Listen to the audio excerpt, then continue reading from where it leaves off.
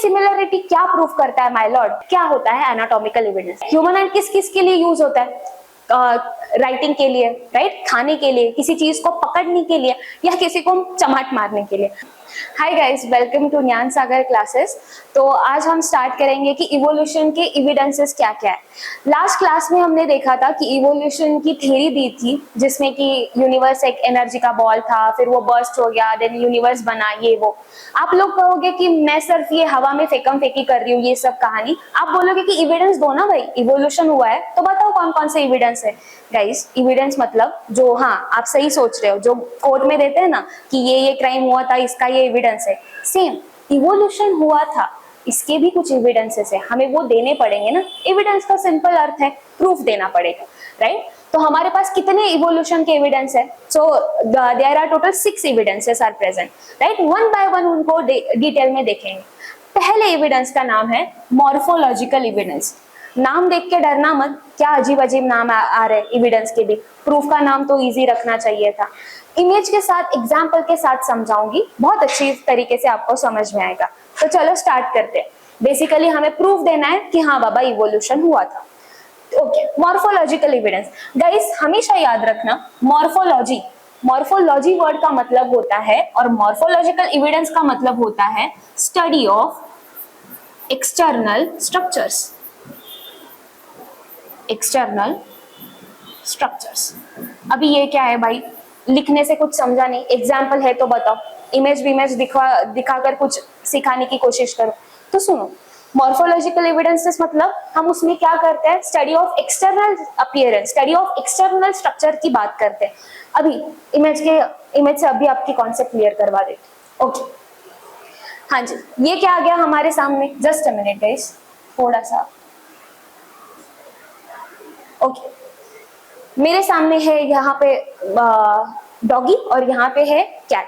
अभी मैंने आपको बोला क्या डॉग और कैट दोनों सेम है? तो आप बोलोगे नहीं भाई, कितना जमीन आसमान का फर्क है, कैट अलग होती है, डॉग अलग होता है। ऑफ कोर्स आपका भी सही है, लेकिन हम इसमें कुछ सिमिलैरिटी ढूंढने की कोशिश करते हैं। देखो, इनका नॉस्ट्रिल देखो, दोनों का नॉस्ट्रिल का पोजीशन एक ही जगह पे है, मतलब फेस की सेंटर पे है। दोनों की नॉस्ट्रिल का शेप भी सेम है। ओके, एक सिमिलैरिटी हो गई। दोनों की आईज का पोजीशन और शेप सेम जगह पर है। दोनों की आईज का पोजीशन भी सेम जगह पर है।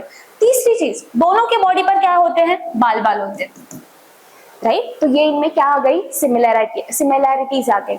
Of course dog and cat दोनों बहुत अलग अलग स्पीसीज है, लेकिन उनके नॉस्ट्रिल का पोजीशन सेम है, मतलब फेस के सेंटर पे है। उनके आईज का पोजीशन एंड शेप नहीं बोल सकते, पोजीशन भी सेम लोकेशन पे है, और दोनों के बॉडी पे बाल होते हैं।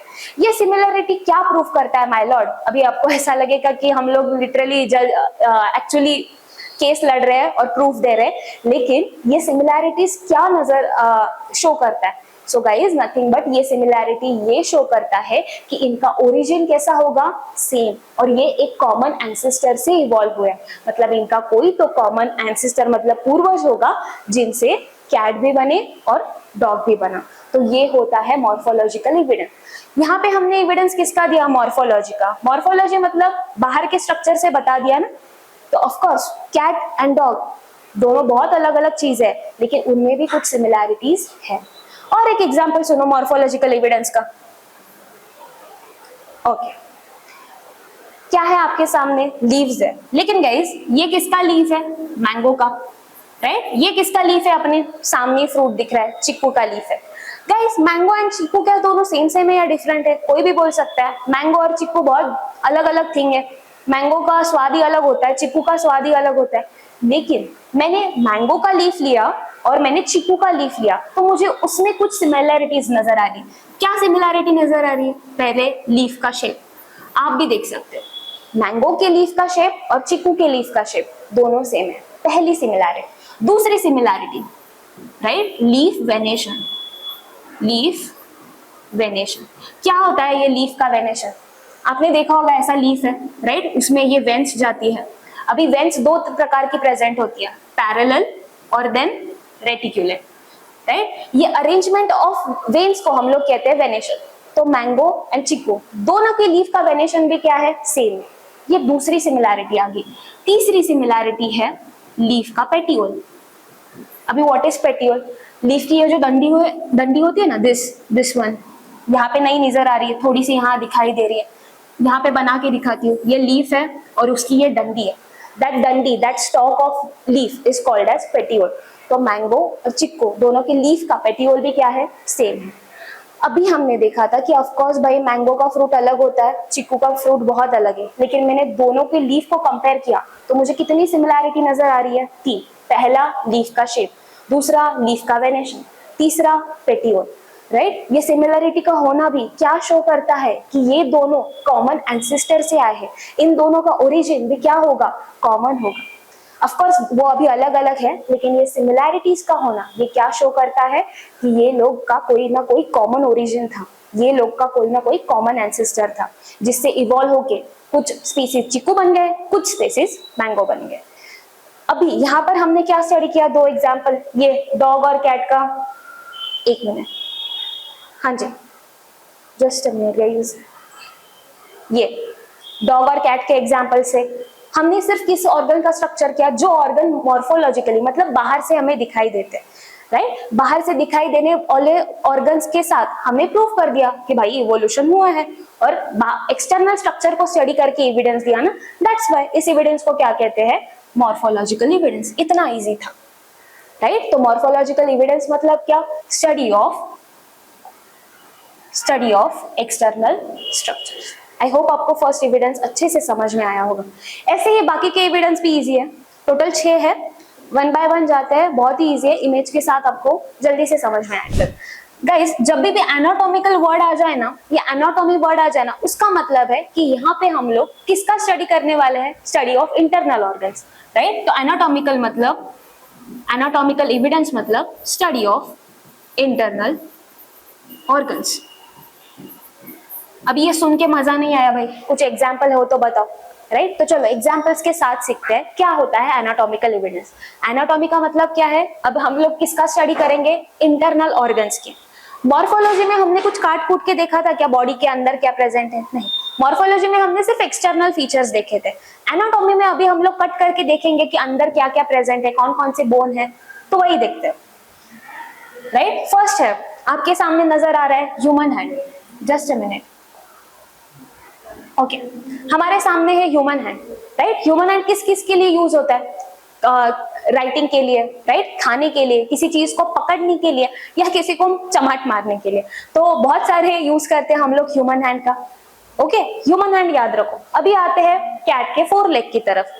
गाइस, आप मुझे बताओ, क्या ह्यूमन का हैंड और कैट का 4 लेग दोनों सेम है? आप बोलोगे क्या बातें कर रहे हो, दोनों ऑफ कोर्स सेम नहीं है।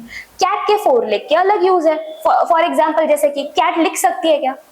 कैट कुछ राइट कर सकती है क्या? नहीं। कैट का क्या 4 लेग का क्या यूज है? भागने के लिए, किसी को ऐसा मारने के लिए, राइट? और आगे देखो, ये है हमारे पास वेल। वेल के जो ये 4 लिम्स है, इनको हम लोग कहते हैं फ्लिपर। फ्लिपर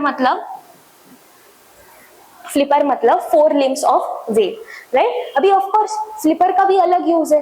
ये जो वेल है वो क्या यूज करेगी इन फ्लिपर का? स्विमिंग करने के लिए, ना कि लिखने के लिए या किसी को मारने के लिए।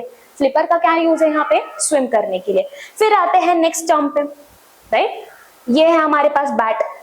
अभी बैट के ये जो पंख है गाइस, ये हम इनको क्या बोलते हैं? पैटिजियम। पैटिजियम ऑफ बैट। पैटिजियम मतलब क्या? ये भी बैट के क्या है? 4 लिम्ब है।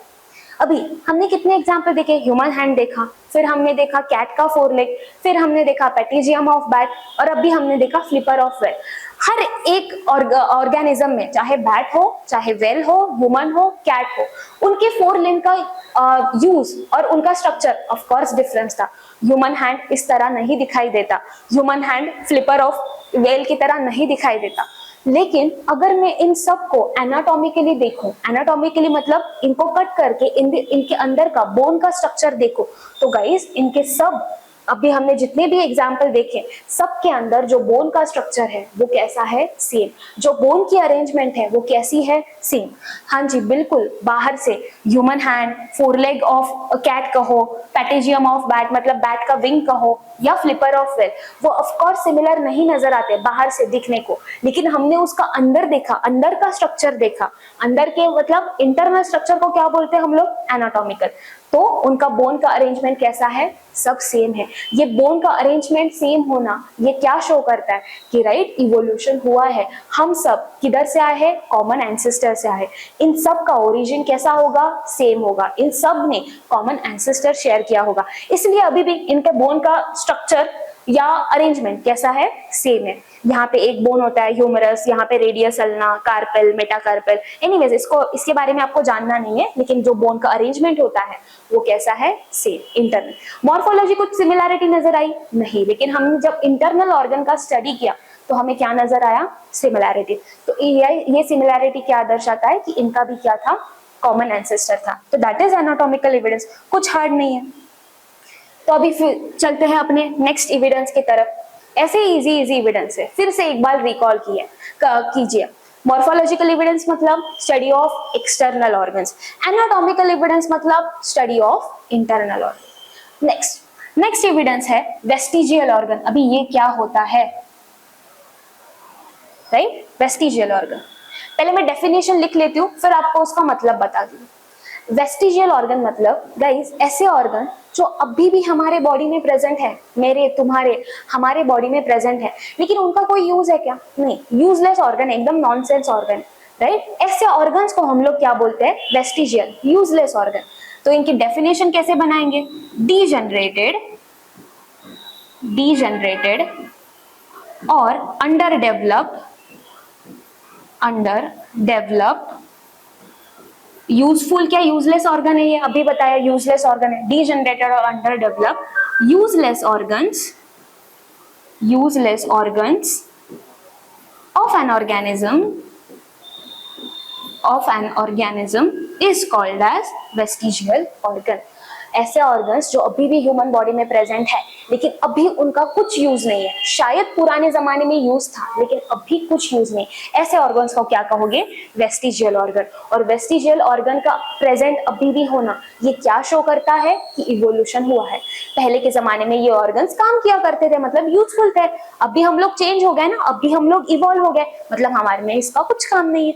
इसका भी एग्जाम्पल्स दे देखते हैं।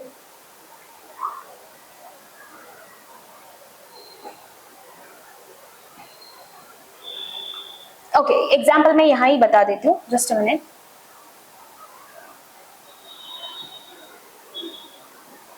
ओके, एग्जाम्पल्स हम यही बता देते हैं।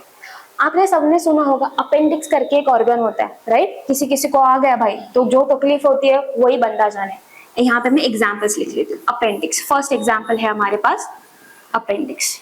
क्या होता है अपेंडिक्स, लार्ज इंटेस्टाइन के स्टार्टिंग पे, गाइस ऐसा हमारा लार्ज इंटेस्टाइन है ना, लाइक दिस, ये हमारा लार्ज इंटेस्टाइन है, यहाँ पे ये सीकम होता है, इसके यहाँ पे एक वर्म शेप का छोटा सा ऑर्गन होता है जिसका नाम क्या है, अपेंडिक्स, राइट। अभी भी सब लोगों में अपेंडिक्स प्रेजेंट है, लेकिन इसका कुछ काम है क्या, नहीं, कुछ काम नहीं है, अभी तो हमारे लिए यूजलेस है। इसलिए अगर इसकी तकलीफ बढ़ जाए, मतलब ये तकलीफ देने लगे, तो डॉक्टर एक मिनट भी नहीं सोचते इसका सर्जरी करने के लिए, क्योंकि अभी हमारे में यूजलेस है।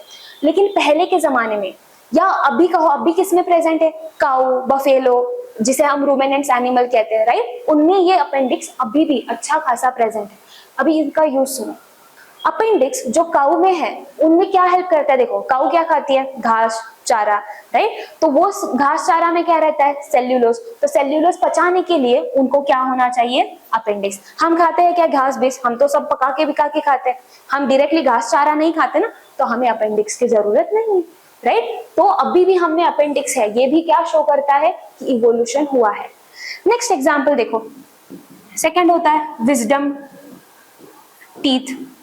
अभी ये क्या है, विजडम टीथ, सबने मराठी में बोलते हैं उसे अक्कल दांत, राइट। विजडम मतलब वाइज एज में आता है, जब आप वाइज एज में आ जाते हो, आप मैच्योर आ जाते हो, तब कहते हैं ये टीथ आता है। तो ये क्या होता है गाइस, हमारे पास हर एक प्रकार का टीथ है। तो हमारे जॉ में एक मोलार होता है, 3 मोलार होते हैं।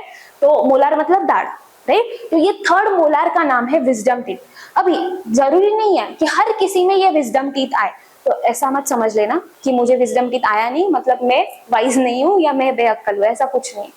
विजडम टीथ वाइज एज में आता है इसलिए उसका नाम है। अभी सुनो, पहले विजडम टीथ हुआ करता था, अब के जमाने में वो विजडम टीथ क्या हो रहा है, किसी किसी को नहीं आ रहा, मतलब वो अभी इरप्ट होते जा रहा है, अभी डीजनरेट होते जा रहा है। क्यों डीजनरेट होते जा रहा है?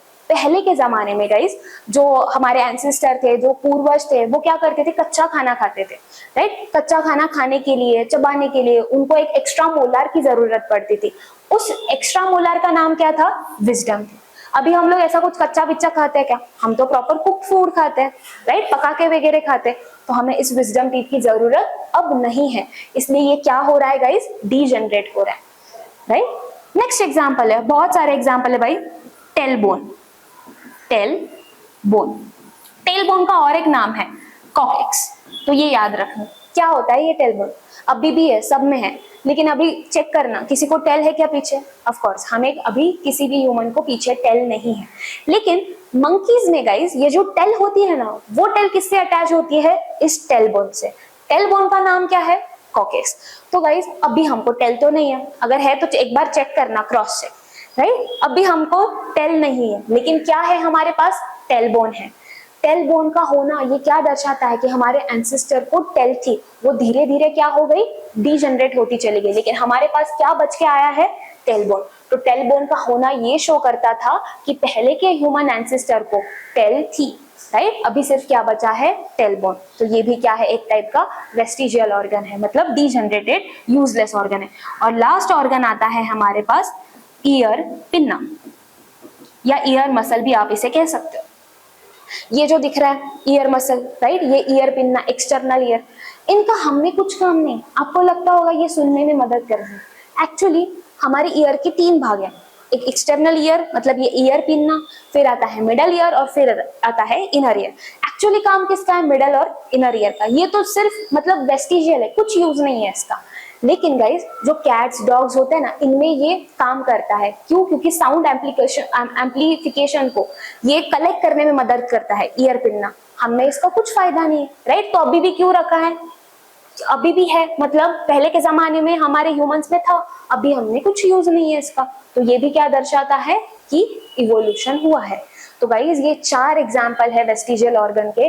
अगर आपको एग्जाम्पल में आए, right note on vestigial organ, तो फर्स्ट आप डेफिनेशन लिखोगे, क्या होता है vestigial organ? Useless under develop organ है, राइट, जो कि पहले के जमाने में यूजफुल था, अब नहीं है। ये क्या शो करता है कि इवोल्यूशन हुआ है। इसके कितने एग्जाम्पल दिए? 4, appendix, wisdom teeth, tailbone and year pin, right. तो अभी हमने 3 एविडेंसेस कवर कर लिए हैं, मॉर्फोलॉजिकल, एनाटॉमिकल एंड वेस्टिजियल। बाकी के बचे जो 3 एविडेंस है हम वो नेक्स्ट पार्ट में कवर करेंगे, राइट। तब तक के लिए प्लीज पढ़ाई करते रहे, हमारे हर पार्ट्स बेसिक से देखते रहे, सो दैट आपका कुछ भी मिस ना हो। Thank you so much.